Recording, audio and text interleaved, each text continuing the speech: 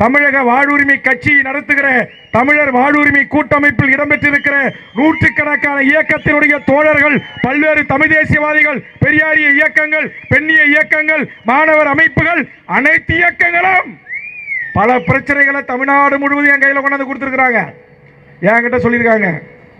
அதுக்கெல்லாம் காட்சி மாறும், ஆட்சி மாறும். 10 ஆண்டு காலம் தமிழ்நாட்டின் சட்டமன்றம் எப்படி வேல்முருகன் சொடக்கு போட்டா சத்தம் கேட்குமோ அப்படி வச்சிருந்தேன். இந்த நாட்டுடைய முதலமைச்சர் கலைஞர் வந்து சொன்னார், யோ வேல்முருகா, நீ வேல்முருகன் இல்லையா, நீ தூள் முருகா அப்படின்னார்.